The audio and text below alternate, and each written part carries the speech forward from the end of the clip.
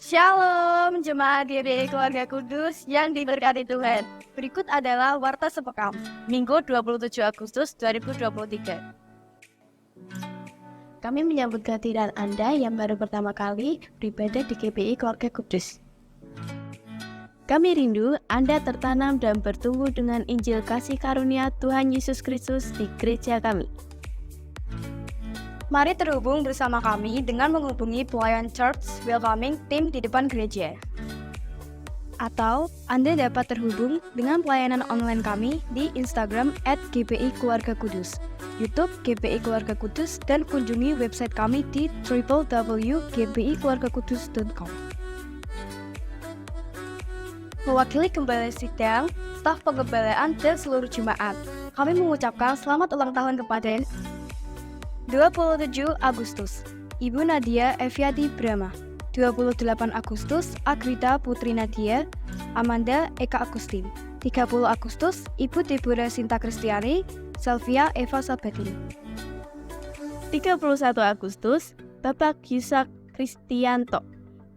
Dan 2 September, Bapak Hendro, Bapak Daniel Agus Sucipto, dan Ibu Sarah Masni. Info ibadah. Awali pagi hari Anda dengan mengucap syukur. Hadirilah ibadah doa pagi setiap hari Selasa, Rabu, Kamis, dan Sabtu pada pukul 4:30 pagi di gereja. Youth Arrow of God. Mari pemuda dan remaja kita beribadah setiap hari Sabtu pukul 4:30 sore di aula gereja. Dan untuk adik-adik kesayangan Tuhan, ayo bergabung dalam ibadah Hesed Kids setiap hari Minggu pukul 7 pagi di aula gereja lantai 2.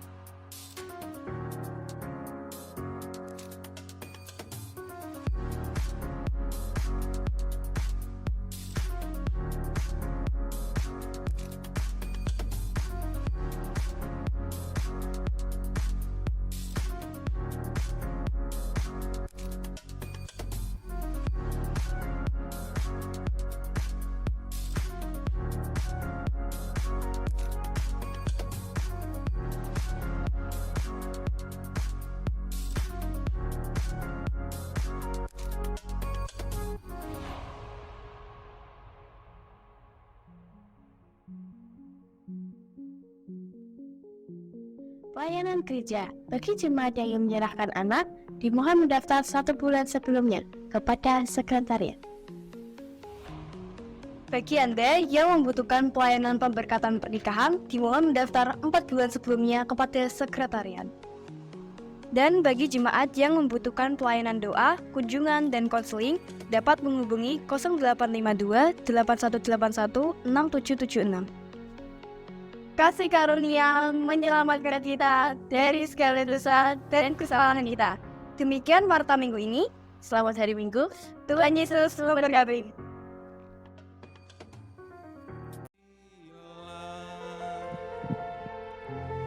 Bapa yang baik, kami bersyukur atas pengorbanan putramu Yesus Kristus yang sudah menanggung semua dosa dan kesalahan kami. Kami percaya pada pagi hari ini kami merayakan kasih karuniamu yang luar biasa.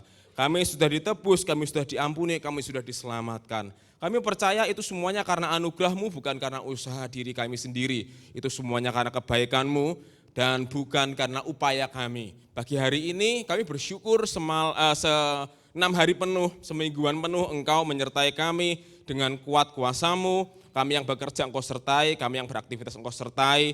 Dan pagi hari ini kami ada di tempat ini untuk kami membuka hati dan pikiran kami agar menjadi tanah yang subur untuk taburan firman-Mu. Kami percaya Bapa yang baik, saat firman-Mu itu disampaikan, Roh Kudus bekerja menanamkan firman itu di dalam tanah hidup kami, hati dan pikiran kami, sehingga firman itu bisa berbuah gemuk dan segar untuk kemuliaan nama-Mu. Kami percaya Roh Kudus, Engkau hadir di tempat ini, Engkau juga menyertai kami di dalam penyampaian firman ini agar kami mengerti rahasia-rahasia rohani apakah yang disediakan bagi kami. Terima kasih Bapa, terima kasih Sang Putra, terima kasih Roh Kudus. Kami percaya karya-Mu sempurna bagi kami. Di dalam nama Bapa, Putra dan Roh Kudus, di dalam nama Yesus Kristus Tuhan dan Juru Selamat kami yang siap belajar firman Tuhan, sama-sama katakan amin. Silakan duduk saudara yang dikasihi Tuhan.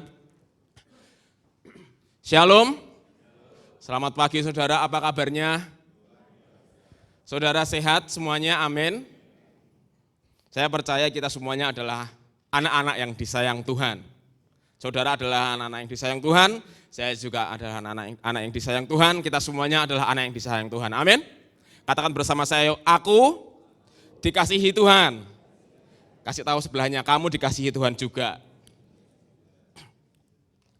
Oke saudara, pagi hari ini Bapak Gembala sedang ada pelayanan di Semarang, lebih tepatnya di gerejanya Tante Tommy. Tante Tommy ini teman dari almarhum Bapak Gembala dan teman dari Bapak Gembala juga, almarhum Opa Ayub maksudnya, dan teman dari Bapak Gembala juga. Saya teringat ketika saya menikah, Om Tommy yang memberkati saya, tapi beberapa waktu yang lalu ketika COVID, Om Tommy harus pulang ke rumah Bapak, sekarang diteruskan sama istrinya, dan Bapak Gembala sedang melayani di sana. Dukung dan doakan saudara agar Injil selalu diberitakan dengan lantang, amin. Oke, pagi hari ini, sebelum saya mulai, saudara bisa silentkan handphone saudara terlebih dahulu, dan juga ada adik-adik kecil bisa ikut ibadah Hesed Kid. Saya akan nyalakan timer saya. Ya, kita siap belajar firman Tuhan semuanya, amin saudara. Ketika saudara menemukan kata-kata yang membangkitkan saudara, katakan amin, katakan ya. Karena saat saudara berkata amin, itu artinya saudara setuju dengan firman.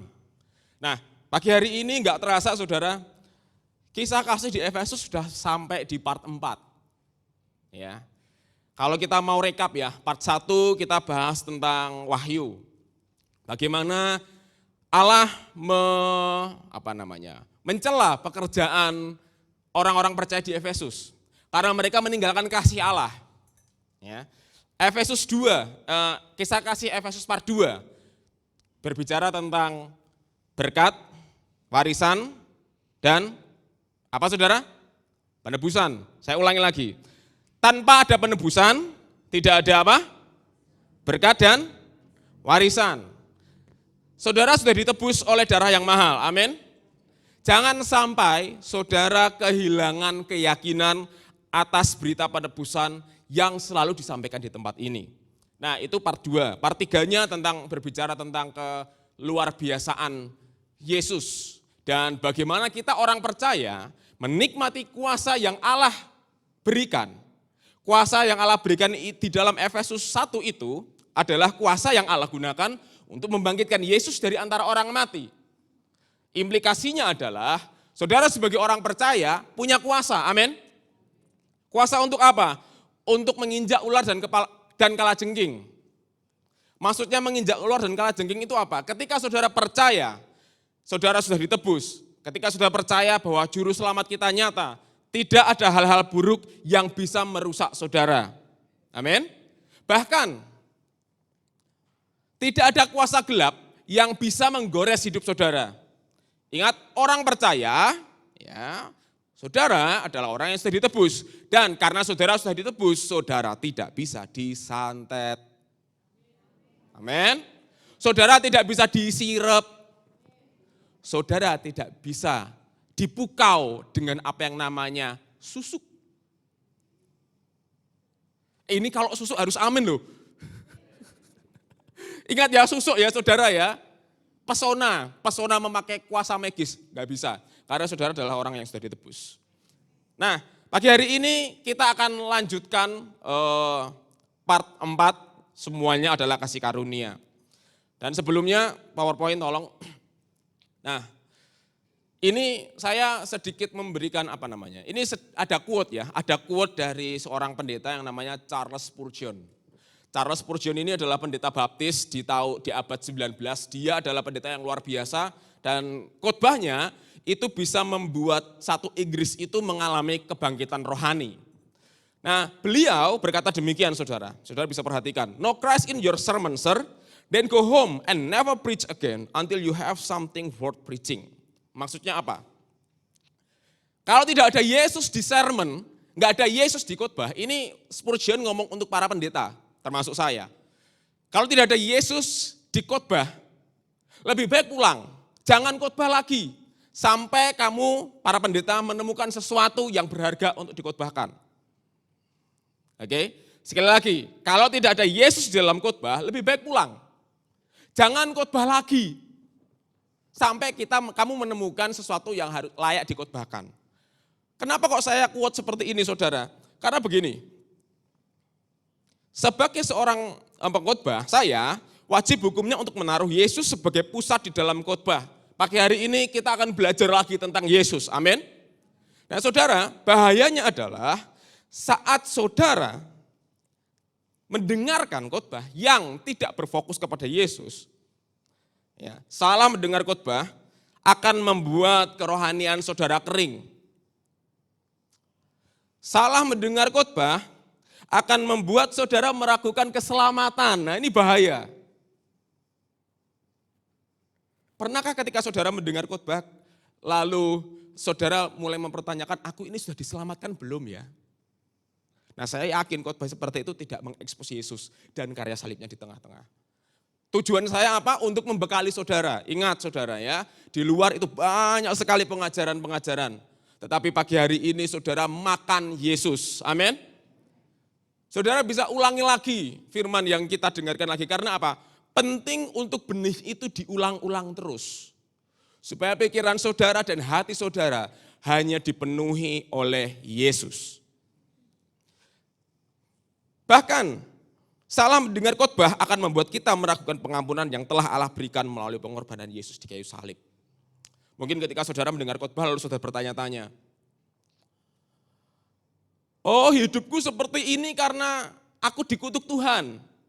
Oh hidupku seperti ini karena aku dihukum Tuhan. Saudara, tidak ada penghukuman di dalam Yesus. Karena Allah sudah memberikan Yesus untuk menanggung semua hukuman dosa kita. Saya menulis tesis tentang pengampunan sepenuhnya. Dan saya beritahu saudara-saudara sudah diampuni sepenuhnya sekali untuk selama-lamanya. Amin. Artinya keselamatan saudara itu sudah utuh, sudah pasti di dalam Yesus saudara selamat. Mungkin ada yang ngomong pengampunan bisa hilang. Oh sorry ya, kalau ada yang ngomong pengampunan bisa hilang, tolong bikin tesis tandingan. Oke. Bikin tesis tandingan, lawan tesis saya, lalu bantah argumen saya. Ingat saudara, tujuan saya untuk menunjukkan, untuk membuktikan bahwa keselamatan yang datang dari Allah itu di dalam Yesus adalah keselamatan yang sempurna. Yang setuju katakan amin. Nah itu. Jadi saudara pagi hari ini, saudara akan berpusat kepada Yesus. Dan firman yang berpusat kepada Yesus ya akan membuat saudara berangkat dari titik kemenangan dan saudara mengalami kemenangan demi kemenangan karena Yesus. Ingat, kita lebih daripada pemenang oleh karena Dia yang mengasihi kita. Amin saudara? Oke, saudara percaya bahwa pagi hari ini saudara akan makan Yesus? Amin. Luar biasa. Kita lanjut lagi, kita buka Alkitab kita di dalam Efesus 2 ayat 1 sampai 10. Kita akan baca bagian Alkitab ini. Saya akan baca ayat yang ganjil saudara akan baca ayat yang genap, nanti di ayat ke-10 kita baca bersama-sama. Efesus 2 ayat 1 sampai 10. Kamu dahulu sudah mati karena pelanggaran-pelanggaran dan dosa-dosamu.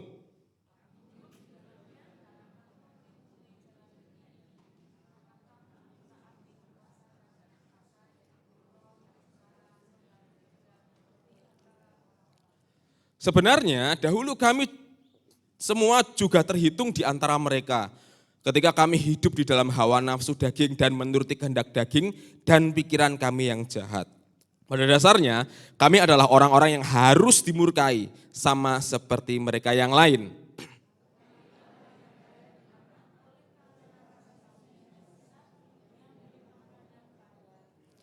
Telah menghidupkan kita bersama-sama dengan Kristus sekalipun kita telah mati oleh kesalahan-kesalahan kita dan oleh kasih karunia kamu diselamatkan.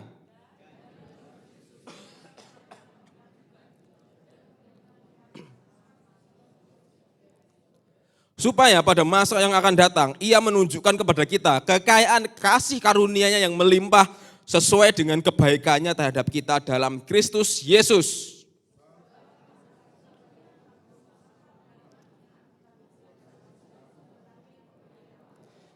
Itu bukan hasil pekerjaanmu, jangan ada orang yang memegahkan diri. Bersama-sama, karena kita ini buatan Allah, diciptakan dalam Kristus Yesus untuk melakukan pekerjaan baik yang dipersiapkan Allah sebelumnya. Ya mau supaya kita hidup di dalamnya. Kita kasih tepuk tangan dulu untuk karya keselamatan Kristus. Amin saudara. Saudara percaya hal ini akan terjadi dalam kehidupan saudara. Nah, saya membagi dua. Yuk PowerPoint selanjutnya yuk. Nah, jadi di dalam Efesus 2 ayat 1 sampai 10 ada dua bagian yang akan kita pelajari bersama-sama pagi hari ini. Bagian yang pertama adalah Efesus 2 ayat 1 sampai 3 itu berbicara tentang kondisi pra-penebusan. Maksud kondisi pra-penebusan itu apa? Kondisi sebelum masa penebusan. Apa yang terjadi pada manusia sebelum masa penebusan? Seberapa rusak dan parah manusia sebelum ditebus. Dan di dalam kondisi pra-penebusan ini, pertanyaan yang paling berbahaya adalah apa yang terjadi apabila manusia, kita semua tidak ditebus oleh Kristus. Nah itu akan kita bahas. Yang poin yang kedua adalah kekuatan kasih Allah yang tadi kita sudah baca, Efesus 2 ayat 4 sampai 10. Bagaimana Allah menyelamatkan manusia. Seberapa besar kasih Allah kepada manusia, seberapa besar kekuatan kasih Allah kepada manusia dan tujuan Allah menyelamatkan kita. Jadi ada dua pokok bahasan yang akan kita pelajari bersama-sama. Dan saya minta sekali lagi saudara bisa ulang lagi di dalam YouTube GBI Keluarga Kudus, supaya saudara memiliki fondasi yang benar. Amin saudara. Saudara, begini, saya mendapati, ingat 2 minggu yang lalu, ajaran yang benar tidak memisahkan pembenaran dan pengudusan. Oke, Bapak Gembala ya dengan tajam mengkhotbahkan pengudusan. Saya dengan tajam mengkhotbahkan pembenaran. Pembenaran dulu, setelah itu dikuduskan. Saudara ditebus dulu, setelah itu saudara dikuduskan. Nah, jadi kalau saudara hanya bisa memahami khotbah Bapak Gembala kalau saudara sudah difondasi dengan baik dengan apa yang saya sampaikan. Makanya pagi hari ini saya yakin Roh Kudus bekerja dan saudara juga meresponi firman agar saudara memiliki fondasi yang benar di dalam Yesus. Nah, lanjut lagi. Kita akan bahas ini dia. Kondisi pra-penebusan. Seperti apa sih manusia itu sebelum ditebus? Bahayanya seperti apa? Saya akan bacakan lagi saudara, bacakan ulang bagi saudara Efesus 2 ayat 1 sampai 3.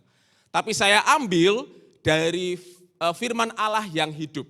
Alkitab versi firman Allah yang hidup, ya. Firman Allah yang hidup ini terjemahan dinamis yang membantu kita supaya kita tuh bisa paham, oh isinya ini, maksudnya ini. Saudara bisa perhatikan di atas, saya akan bacakan bagi saudara versi firman Allah yang hidup. Dahulu saudara dikutuk Allah dan binasa karena dosa. Ya, ayat pertama berkata demikian. Saudara ikut dengan orang banyak dan seperti juga orang lain, saudara penuh dengan dosa. taat kepada iblis. Penguasa kerajaan angkasa yang sampai kapan saudara? Sekarang pun masih bekerja di dalam hati orang-orang yang melawan Tuhan.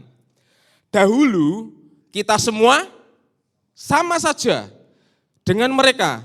Hidup kita menunjukkan kesejahteraan yang bersarang di dalam diri kita. Kita melakukan setiap perbuatan jahat yang kita kehendaki atau yang kita pikirkan. Kita apa saudara? Lahirkan dengan naluri jahat dalam diri kita dan berada di bawah murka Allah seperti orang lain. Saudara dilahirkan dengan apa? Ini firman Tuhan loh. Ini firman Tuhan loh saudara. Berkata saudara dilahirkan dalam naluri jahat. Saya, Pastor Daniel Pesah, dilahirkan dalam naluri jahat. Roma 3 ayat 23, semua orang telah berdosa dan kehilangan kemuliaan Allah. Ini gara-gara siapa? Pertanyaannya begitu. Kenapa kok kita dilahirkan dalam naluri jahat? Ingat saudara, siapa yang makan pohon pengetahuan yang baik dan jahat? Adam dan Hawa. Hawa yang makan, Adam yang disalahin. Setelah Allah datang, mereka berdua saling menyalahkan. Pemberontakan manusia pertama ini membuka pintu dosa. Ya. Lalu dosa itu masuk ke dalam kehidupan manusia dan merusak hubungan manusia dengan Allah. Dahulu di Taman Eden, Allah dan manusia itu bisa berjalan berdampingan. Karena dosa ada jurang pemisah yang sangat amat dalam. Bahkan Santo Agustinus berkata bahwa di dalam manusia ini ada sebuah relung hati yang kosong yang hanya bisa diisi oleh Allah. Sayang sekali manusia mengisinya dengan hal yang lain. Itu semuanya terjadi karena kita dilahirkan dengan naluri jahat. Kita mau mengelak dari sini nggak bisa saudara. Ya, kita mau mengelak dari sini nggak bisa. Ada ilmu yang berkata, oh bayi dilahirkan seperti kertas putih yang akan ditulis. No, semua orang yang lahir di dalam dunia ini dilahirkan dengan naluri jahat. Ada naluri jahat yang menempel. Ingat, dosa itu seperti benalu. Jadi benalu itu akan menggerogoti hidupmu, tergantung dosa itu bereaksinya kapan. Kalau kita mau dilihat dalam kehidupan sehari-hari, saudara yang sudah punya anak, pernah nggak saudara ngonangi anak saudara bohong untuk pertama kalinya? Halo? Pertanyaannya adalah, itu anak bohong yang ngajarin siapa? Ini rusaknya manusia. Yuk next. Bahkan kalau saudara baca di Efesus 2 ayat 1, di situ dituliskan mati. Ya. Mati adalah sebuah kondisi jiwa yang tinggal dalam tubuh, namun jiwa itu mengejar keinginan daging dan hidup dalam dosa. Ya. Jadi saudara, mengejar keinginan daging dan hidup dalam dosa. Maksudnya apa? Begini, pada mulanya manusia diciptakan segambar dengan Allah, sehakikat dengan Allah. Tubuhnya tidak ada dosa. Namun saat manusia jatuh di dalam dosa, dosa itu menempel di dalam tubuh manusia. Oke? Contoh, kita semuanya punya apa yang namanya nafsu makan. Setuju saudara? Setuju ya? Tapi apa yang terjadi ketika nafsu makan itu menguasai saudara?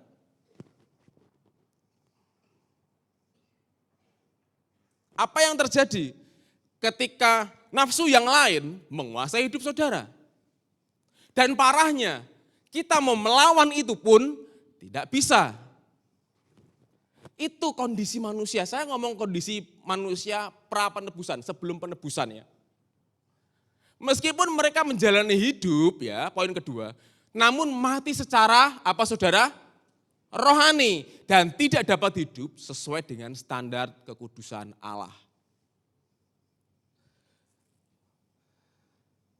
Nah, dosa itu merusak jiwa manusia. Jadi jiwa itu juga berbicara tentang pikiran dan perasaan. Praktisnya, di dalam kehidupan kita sehari-hari, pernahkah kita tiba-tiba benci sama seseorang tanpa alasan yang jelas? Pernahkah Yesus berkata Yesus pernah memberikan perbandingan antara hukum Taurat ya. Yesus berkata begini, hukum Musa berkata jangan membunuh, tetapi aku berkata kalau kamu membenci saudaramu, kamu sudah apa saudara? Membunuh di dalam hati. Yesus berkata, Musa menjelaskan bahwa jangan berzina, tetapi aku berkata kalau kamu melihat lawan jenismu dan menginginkannya di dalam hati, kamu sudah apa saudara? Berzina. Dosa hati ini kan orang banyak nggak ngerti. Setuju? Itu yang kita lakukan, ya. Itu yang kadang-kadang tanpa sadari itu keluar, potensi dosa itu keluar tanpa kita sadari. Dan kita kalau mau jujur, seberapa sering ya pikiran yang kotor itu muncul di dalam pikiran kita. Seberapa sering kita tiba-tiba benci sama seseorang tanpa alasan yang jelas.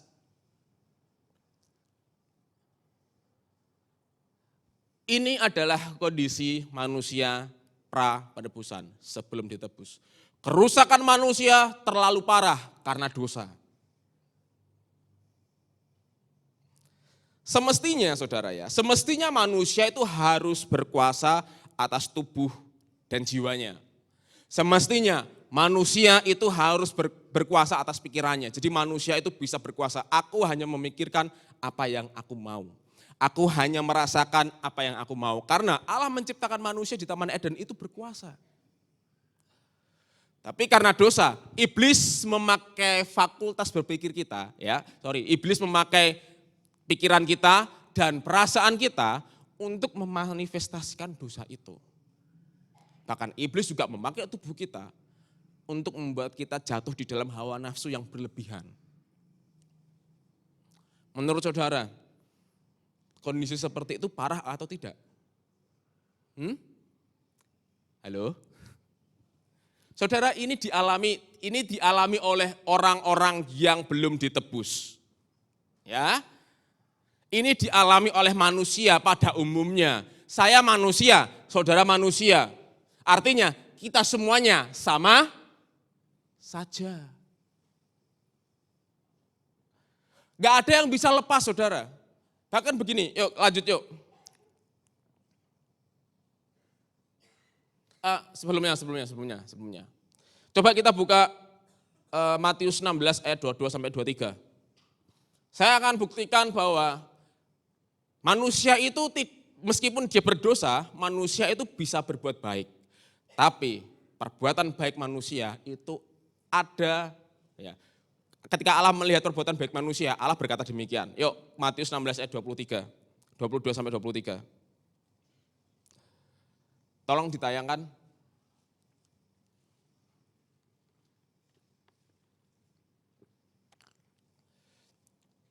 Matius 16 ayat 22 sampai 23. Ya. Tetapi Petrus menarik Yesus ke samping dan menegur dia. Katanya, apa saudara? Tuhan, kiranya Allah menjauhkan hal itu. Oke, stop, balik, stop. Ceritanya begini, Yesus ngomong, aku ini akan diserahkan kepada ahli-ahli agama dan akan dibunuh pada hari yang ketiga aku bangkit. Lalu Petrus berkata, jangan, ya, hal itu sekali-kali tak akan menimpa engkau. Menurut saudara, ya, kita lakukan penilaian aja lah. Ini kata-kata ini bagus tidak? Halo? Seperti gini, saya ngomong sama siapa nih? Sama Immanuel. Kamu jangan ke situ ya. Nanti kalau kamu ke situ, kamu bakal mati. Itu peringatan yang bagus atau peringatan yang buruk? Itu peringatan yang bagus, saudara. Karena Petrus sayang sama Yesus. Tapi apa yang terjadi? Apa kata Yesus? Matius 16 ayat 23. Maka Yesus berpaling dan berkata kepada Petrus, apa saudara? Iblis atau Petrus? Iblis. Yang ngomong siapa? Petrus. Betul? Petrus ngomong untuk melarang Yesus. Tetapi kenapa kok Yesus memanggil Petrus dengan sebutan iblis? Karena alasannya, engkau suatu batu sandungan bagiku, sebab engkau bukan memikirkan apa yang dipikirkan Allah, melainkan apa saudara? Apa yang dipikirkan manusia. Secara tidak langsung, ya, dari ayat ini kita bisa menarik kesimpulan bahwa pikiran manusia itu buruk di hadapan Allah, meskipun terlihat baik. Aduh, kok bisa gini ya? Nah, kalau saudara saya ekspos dosa itu parah sekali. Nah, terus next ke PowerPoint selanjutnya. Next. Bahkan ayat 3 firman Allah yang hidup. Manusia dilahirkan dengan naluri jahat. Saya dilahirkan dengan naluri jahat, saudara, jujur aja. Kalau saya manusia, saya dilahirkan dengan naluri jahat. Kalau saudara manusia, artinya saudara dilahirkan dengan apa, saudara?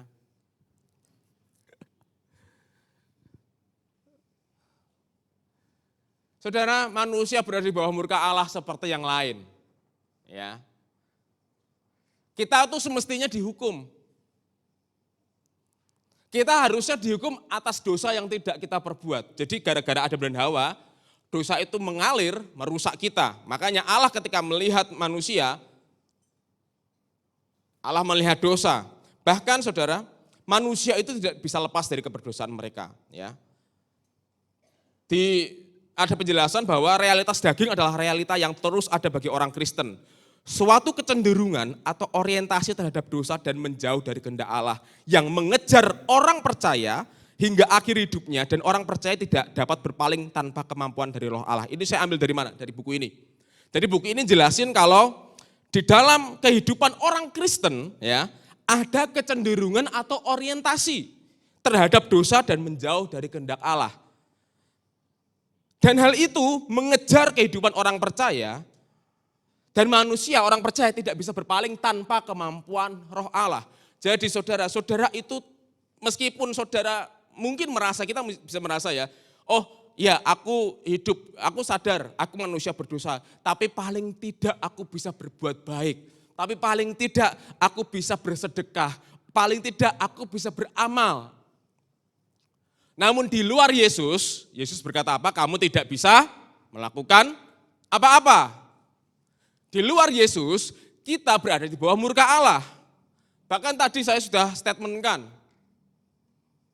tanpa kemampuan dari Roh Allah, saudara tidak bisa keluar dari dosa.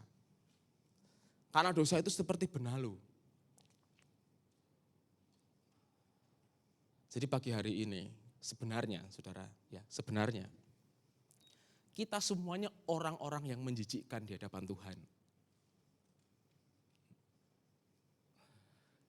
Bisa gak kira-kira? Yesaya ngomong begini, kekudusanmu seperti kain lara.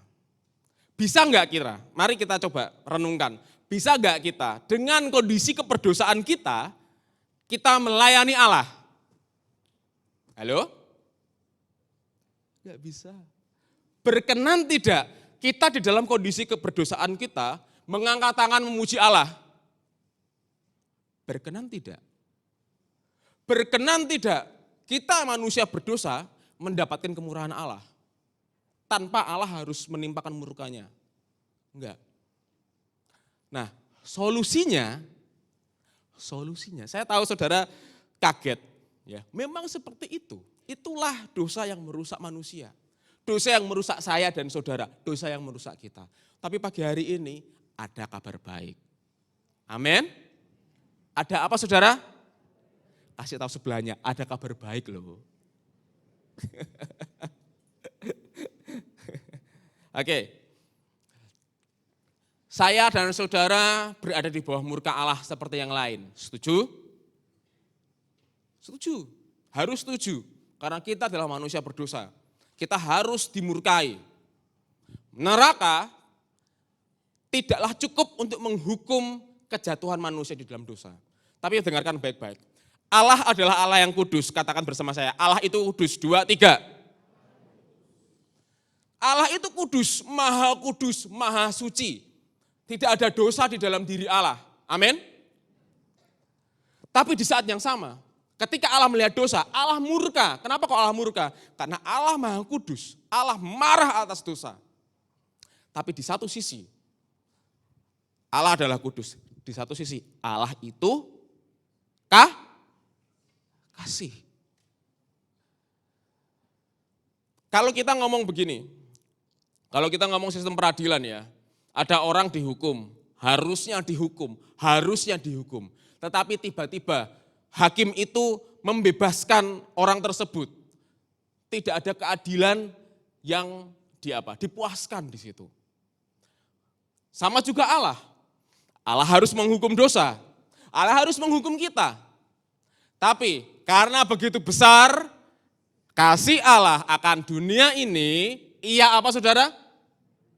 Mengaruniakan siapa? Anaknya. Siapa anak Allah itu? Yesus. Amin.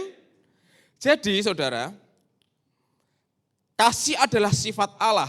Dan bagaimana Allah dapat mendemonstrasikan kasihnya kepada manusia. Jadi permasalahannya adalah di dalam diri Allah itu, Allah maha kasih tetapi Allah juga kudus. Allah harus menghukum dosa tetapi Allah mengasihi manusia. Lalu titik temunya bagaimana? Nah ini dia, ayo kita saudara perhatikan, saya akan bacakan Efesus 2 ayat 4-10. Nah ini menarik ini.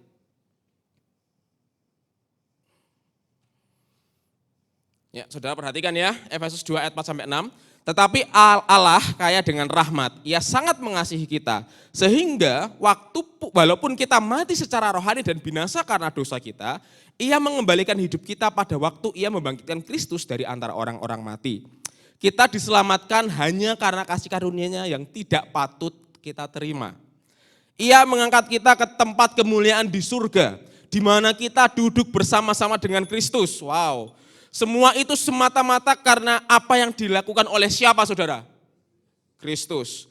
Sekarang Allah selalu dapat memakai kita sebagai contoh untuk menyatakan betapa besar kebaikannya. Sebagaimana nyata dalam segala yang telah dilakukannya dengan perantaraan Yesus Kristus. Ayat 6. Ia mengangkat kita ke tempat kemuliaan di surga, di mana kita duduk bersama-sama dengan Kristus. Semuanya itu semata-mata karena apa yang dilakukan oleh Kristus. Sekarang Allah selalu dapat memakai kita sebagai contoh untuk menyatakan betapa besar kebaikannya. Sebagaimana nyata dalam segala yang telah dilakukannya dengan perantaraan Yesus. Ayat 8, karena kemurahannya saudara diselamatkan karena iman kepada Kristus. Bahkan iman itu pun bukan hasil saudara sendiri, melainkan juga merupakan suatu kasih karunia dari Allah.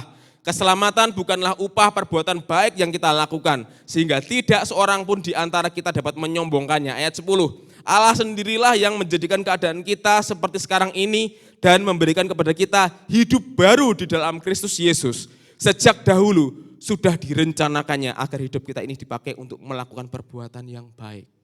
Amin. Amin saudara. Kondisi pra-penebusan, manusia rusak menjijikan di hadapan Allah. Saya dan saudara juga sama. Kita semuanya di luar Yesus ya, itu adalah hal yang paling menjijikkan di mata Allah. Namun Allah itu kasih, Allah mengasihi manusia. Lalu bagaimana Allah bisa mengasihi manusia tanpa Allah mengorbankan kekudusannya? Allah memberikan siapa saudara? Yesus. Yuk PowerPoint selanjutnya. Jadi di dalam kekekalan Allah telah merencanakan anaknya. Ya. Minggu lalu kita belajar apa saudara? Yesus adalah mutiara. Masih ingat? Yesus adalah mutiara yang indah. Nah ngomong-ngomong kenapa kok Yesus itu pakai perumpamaan mutiara? Karena begini, mutiara itu diproduksi oleh kerang moluska. Ya, kerang moluska namanya. Dan untuk mengambil mutiara, perhatikan baik-baik. Untuk mengambil mutiara, kerang itu harus dibunuh. Sekali lagi, untuk mengambil mutiara, kerang itu harus dibunuh. Yesus dibunuh dalam keberadaannya sebagai manusia untuk menanggung apa saudara? Dosaku dan dosamu. Amin. Betapa besar kebaikan, keajaiban, kemurahan Allah dan betapa tindakan Allah itu dahsyat di dalam Yesus. Bahkan Yesus menggenapi semua tuntutan hukum Taurat atas nama kita. Dia taat sampai mati di kayu salib untuk menanggung semua dosa dan kesalahan kita. Dan Paulus dalam ayat 4 ingin menunjukkan bahwa kekayaan rahmat Allah itu ditujukan kepada kita yang adalah objek murka Allah. Jadi sementara kita adalah objek murka Allah, kita adalah orang-orang yang harus dimurkai. Tapi Yesus sudah mengerjakan keselamatannya itu bagi kita. Tidakkah ini berita yang baik saudara? Amin. Bayangkan, kita ini adalah objek murka Allah. Bukan subjek loh, subjeknya Allah ya. Allah murka pada kita. Subjeknya Allah, predikatnya murka, objeknya apa? Kita. Harusnya kita tuh disalib. Oke saudara, harusnya kita tuh yang pakai ini loh. Apa? Mahkota duri. Harusnya kita yang diinjak. Harusnya kita yang diludahi. Harusnya kita yang ditelanjangi. Menurut saudara adil gak? Yesus yang gak salah harus dihukum. Ingat loh, Yesus itu dia disalib tidak karena nyolong sendal di bait Allah. Yesus itu disalib bukan karena dia mencuri persembahan di bait suci, enggak. Dia yang tidak mengenal dosa, dibuatnya menanggung dosa kita supaya kita dibenarkan. Amin. Ingat saudara, tanpa penebusan tidak ada apa? Berkat dan warisan. Bukankah ini kabar baik yang seharusnya kita dengar? Bukankah saudara mestinya bersuka cita? Tadi makanya ya, tiada terukur besar kasih setiamu Tuhan. Amin. Saudara yang punya anak, rela enggak kira-kira anaknya dijadikan korban dosa? Tapi Allah memberikan Yesus kepada kita. Karena Yesus adalah Allah sejati, manusia sejati, dan kasihnya sempurna buat kita untuk menanggung dosa kita. Saudara bersuka cita pagi hari ini, amin. Semestinya kita menanggung segala kemarahan Allah. Namun kasih Allah yang besar bagi kita, maka Allah membuat Yesus menanggung segala dosa kita. Bahkan next PowerPoint. Nah ini dia. Ayat 8 di dalam versi terjemahan baru dikatakan, karena kasih karunia kamu diselamatkan oleh apa saudara? Iman. Ya, ini bahasa Yunaninya ini dan saya akan tunjukkan apa itu arti kasih karunia, apa itu arti iman, dan apa itu arti pemberian. Jadi tulisannya artinya begini, tegar karisti esteses menoi dia piesteus kai toto ok ex himnon teu todoron. Saudara perhatikan yang warna ungu, kariti, katakan bersama saya, kariti, 2, 3. Kariti itu artinya a gift, hadiah, blessing. Amin. Saudara diberkati karena Yesus. Ya, grace as a gift or blessing brought to man by Jesus Christ. Artinya hadiah, kariti itu adalah hadiah, berkat bagi umat manusia melalui siapa saudara? Yesus. Lah Yesus ngapain? Dia mati untuk menanggung semua dosa dan kesalahan kita, dia bangkit atas nama kita. Itu artinya kariti. Lalu ada pistos, faith. Itu is always a gift from God and never something that can be produced by people. Jadi iman pun, ya ingat iman muncul dari apa saudara? Roma 10 ayat 17. Pendengaran akan apa? Jadi yang memunculkan iman itu kita atau Allah sendiri? Allah sendiri. Luar biasa Allah kita, amin. Dan yang paling terakhir, doron, kata terakhir. A gift, sometimes referring to the gift of a ceremonial sacrifice. Maksudnya apa ini? Jadi saudara perhatikan ya, yang sesampingnya ayat 8. Teu to doron, pemberian Allah. bagaimana Allah memberikan Yesus melalui upacara pengorbanan. Ini bicara tentang bangsa Israel yang harus memberikan korban setahun sekali atau berkala supaya dosanya ditutupi, bukan diampuni. Tetapi Yesus hanya cukup satu Yesus saja. Allah telah mengampuni dosa kita selama-lamanya. Amin. Saudara sudah diampuni, katakan bersama saya sudah diampuni. Kasih tahu sebelahnya, kamu juga sudah diampuni. Nah, pagi hari ini saya akan menunjukkan seperti apa sih hubungan kasih karunia dan iman. Saya minta David, sini David. Ya, kamu maju ke sini. Sini. Yuk, dengan cepat yuk. Nah, lihat ke depan sana. Ya, kami berdua dari partai. Bukan. Kamu mau coklat gak? Suka coklat gak? Ya. Oke. Kamu mau coklat gak? Oke, kamu berdiri di sini. Oke.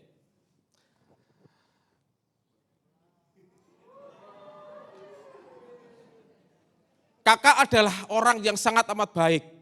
Mau ngasih kamu coklat, kamu mau gak? Ya, sekali lagi dengerin. Kakak adalah orang yang sangat amat baik. Kamu mau coklat gak? Ya. Saudara tahu apa yang kurang? Kurang banyak, betul. Yo, sekali lagi. Dengerin kakak baik-baik. Kakak adalah orang yang baik, kamu mau coklat gak? Nah, udah, tunggu. Ini maksudnya iman. Amin. Pertama pinjam. Pertama saya ngomong, kakak orangnya baik, kamu mau tak kasih coklat. Ketika dia bilang mau, tapi tangannya tidak begini, itu artinya apa saudara? Dia cuma memproses kalimat itu di pikirannya. Dan itu belum jadi tindakan. Setuju? Nah begitu coba tanganmu gini. Begitu, iya, tanganmu begini. Begitu dia tangannya begini, dia percaya sama saya, ya, dan kepercayaannya itu melahirkan tindakan yang nyata. Makanya dia nerima, ini yang namanya iman. Jadi iman dan firman itu selalu berkaitan, amin. Nah sekarang pertanyaannya adalah setelah kamu terima ini, apa yang kamu lakukan? Makan. Serius makan, gak apa-apa, makan. Karena ini ada hubungannya, ayo makan. Nah, makan, buka.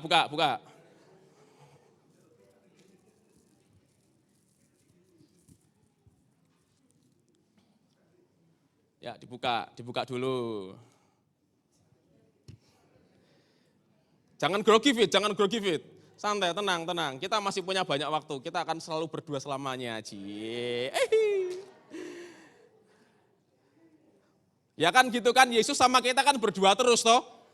Yesus memberikan lah, kalau saudara cuma mau tapi gak ada gesturnya, ya bablas saudara. Makanya ya kita tuh harus sering dengerin firman Yesus. Supaya apa? Supaya kita tuh ada di posisi menerima, amin. Ingat loh, menerima itu action, ayo dimakan. Nah ini minum, kasih tepuk tangan. Nah silakan duduk. Mbak Sari Mas Simon makasih ya.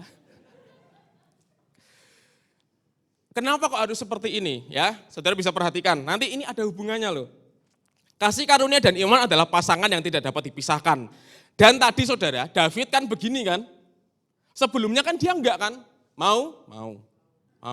Tapi enggak ada action. Oke? Harusnya kalau dia mau dan dia yakin, dia akan mengeluarkan tindakan. Nah pagi hari ini ketika saudara mendengar dan saudara mau, normalnya ada tindakannya. Amin. Tindakan itu apa? Menerima. Contoh menerima apa? Saudara izinkan terus. Mendengar, dan saudara ada di posisi menerima. Menerima itu berarti saudara tidak mendebatkan firman di pikiran saudara. Yang setuju katakan amin. Saudara percaya penuh bahwa Yesus Kristus adalah sang pemberi. Amin. Itu menerima, itu namanya iman. Ya. Iman itu bukan inisiatif diri sendiri. Manusia sudah jatuh di dalam dosa sehingga dia nggak bisa milih Allah. Tetapi Allah yang maha kasih mengasihi manusia. Dan iman itu adalah sebuah respon yang melahirkan tindakan. Katakan bersama saya, iman adalah respon yang melahirkan tindakan. Fokus utama iman siapa saudara? Yesus. Ketika David lihat saya, dia fokusnya sama saya. Oke? Dan ketika dia Kak Danis baik, mau ngasih coklat, terima. Saudara, ketika saudara fokus dengan Yesus, pikiran saudara tidak berbantah-bantah dengan firman. Saudara akan percaya bahwa Yesus adalah sang pemberi yang luar biasa. Amin. Dan saudara percaya karena saudara sudah diampuni. Karena saudara sudah ditebus, amin. Nah sekarang pertanyaannya tadi setelah itu kan dia makan toh, betul? Coklatnya dimakan. Ini bentuk apa? Yuk, next. Ayat 10. Karena kita buatan Allah diciptakan dalam Kristus Yesus untuk melakukan pekerjaan yang baik yang dipersiapkan Allah sebelumnya. Ya mau supaya kita hidup di dalamnya. Saudara yang diselamatkan ada pekerjaan baik. Katakan pekerjaan baik, 2, 3. Jadi kita diselamatkan itu bukan cuma diselamatkan nunggu mati, enggak. Perbuatan baik itu kita masuk sebagai respon. Menghargai apa yang sudah Tuhan berikan. Makanya kalau firman Tuhan datang, dengarkan, ya, jangan keraskan hati kita, terima. Karena Tuhan sudah menyiapkan sebuah pekerjaan baik. Nah pekerjaan baik ini apa saudara maksudnya? Ada tujuan yang mulia. Jadi saudara diberikan Allah sebuah tujuan yang mulia. Tujuan yang mulia itu adalah hidup sesuai dengan identitas kita yang baru di dalam Yesus. Pekerjaan baik itu Allah sediakan bagi kita, ya kan? Karena Allah memberikan kita keselamatan, Allah mengampuni dosa kita, Allah memisahkan kita. Jadi saudara dipisahkan. Maksudnya apa? Saudara itu hidupnya dipisahkan dari orang-orang yang tidak mengenal Yesus. Contoh. Di dunia media sosial, orang berlomba-lomba untuk menjadi viral. Setuju saudara? Melakukan apapun untuk menjadi viral, tetapi karena saudara di dalam Yesus, hidup saudara berprestasi dan jadi viral. Memberkati banyak orang. Amin. Itu bukan karena saudara, tapi karena saudara sudah diselamatkan. Dan saudara meresponi keselamatan itu di dalam pekerjaan baik.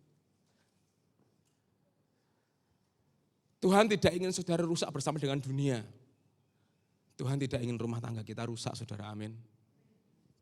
Tuhan ingin, GBI Keluarga Kudus keluarganya lihat, ya ampun, rukun, ayem, tentram, diberkati. Amin. Kalau saudara mengupayakan, aku tak mencoba untuk berbuat baik dari dirimu sendiri, gak bisa. Saudara hanya bisa ada di dalam pekerjaan baik Allah. Kalau saudara menerima Yesus sebagai Tuhan dan Juru Selamat, plus saudara menaruh keyakinan di dalam Yesus karena Dia yang mengerjakan di dalam kita. Jadi pagi hari ini, apa yang bisa kita pelajari?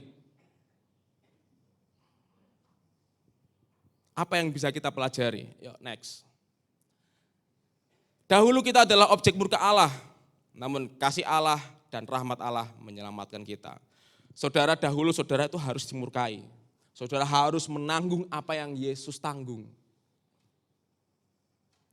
Tetapi karena kasih karunia Allah, kita diselamatkan oleh iman, dan itu bukan hasil karya kita. Saudara diselamatkan, saya diselamatkan, kita semuanya adalah orang-orang yang diselamatkan, amin. Dan saat kita telah memiliki tujuan, saat ini kita telah memiliki tujuan hidup baru dalam Yesus dan kita mengerjakan perbuatan baik yang Allah sediakan bagi kita. Rindukah saudara menjadi saksi kebaikan Tuhan? Rindukah kasih karunia itu membuat saudara itu diberkati dalam pekerjaan Tuhan dan profesi, amin. Rindukah saudara itu dibedakan, jadi kalau orang lain khawatir, ya dengerin baik-baik. Kalau orang lain khawatir tentang apa yang mereka makan, minum, pakai, saudara enggak. Saudara bisa tenang, saudara bisa kalem. Mungkin orang-orang kantor saudara akan bertanya, loh yang lain pada khawatir mau diterminasi kok kamu enggak? Karena saudara punya Yesus. Saat orang-orang lain berusaha untuk sikut sana, sikut sini, mengejar sebuah posisi, saudara tiba-tiba naik level karena Yesus. Amin. Saya percaya tahun supranatural itu terjadi, saudara. Bukan karena kita baik, bukan karena saudara dan saya baik, tetapi karena kasih Allah yang besar. Pagi hari ini, fokus kita adalah Yesus Kristus yang telah mati dan bangkit bagi kita. Yesus Kristus yang telah Allah berikan untuk menanggung dosa dan kesalahan kita. Sehingga saat ini kita menjadi manusia baru. Saudara diberkati pagi hari ini. Saudara percaya bahwa saudara sudah diselamatkan sempurna, amin. Saudara percaya bahwa saudara saat ini sudah diberikan sebuah identitas baru di dalam Yesus, amin. Saya percaya saudara mungkin bisa berkata, saya ini orangnya emosian, saya ini orangnya marahan. Tetapi saat saudara menerima Yesus, tiba-tiba damai sejahtera itu keluar. Saudara tidak menjadi orang yang temperamen. Saudara menjadi orang yang tenang karena Yesus. Yesuslah yang membuat rumah tangga kita luar biasa. Amin saudara. Ingat saudara 2 minggu yang lalu ajaran yang benar para suami dan para istri. Suami-suami di sini diberkati Tuhan. Sehingga para istri-istrinya awet muda. Para istri di sini diberkati Tuhan, sehingga suaminya bahagia. Dan ketika kedua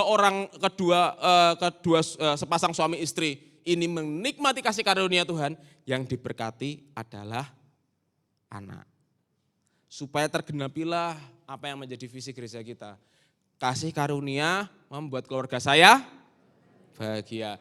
Terjadilah di dalam kehidupan saudara mulai hari ini sampai Tuhan Yesus menjemput kita yang kedua kali.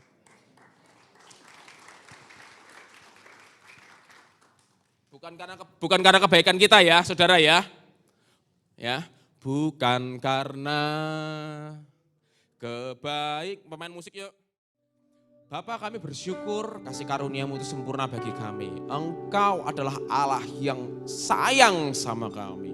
Engkau Allah yang sayang dengan kehidupan kami, Allah yang sayang dengan anggota keluarga kami, anak-anak kami, keturunan kami. Engkau tidak pernah melewatkan kami sedikit pun dari perhatian-Mu, karena Engkau adalah Allah yang penuh dengan kasih. Kami sadar bahwa keberadaan kami saat ini itu bukan karena kebaikan kami. Keberadaan kami saat ini bukan karena hasil upaya kami, tetapi ini semuanya karena Engkau. Roh Kudus, kami rindu, kami buka hati kami dan pikiran kami seluas-luasnya agar Engkau bekerja menjamah hati dan pikiran kami agar kami selalu berfokus kepada kasih karunia Tuhan Yesus Kristus.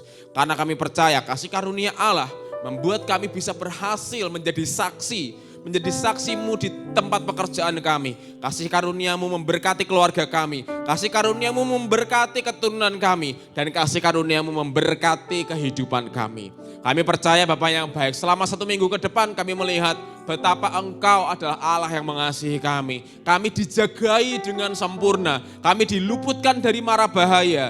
Dan kembalikan kami minggu depan untuk kami bersama-sama bertekun di dalam pengajaran, untuk kami dibentuk lagi dengan firman-Mu. Terima kasih Bapak yang baik, saudara angkat tangan saudara untuk menerima doa berkat. Saudara pada pagi hari ini berfokuslah kepada karya salib Kristus yang sempurna bagi saudara. Saat saudara berfokus kepada karya salib Kristus, maka Allah memberikan kita kemampuan untuk meresponi Dia sehingga saudara menerima kelimpahan kasih karunia dan anugerahnya yang sempurna. Pagi hari ini saudara pulanglah dengan membawa berkat dari Allah Bapa. Pulanglah dengan membawa cinta kasih dari Sang Putra dan pulanglah dengan membawa persekutuan dari Roh Kudus yang menyertai saudara mulai pagi hari ini sampai pada kesudahan zaman. Yang diberkati sama-sama katakan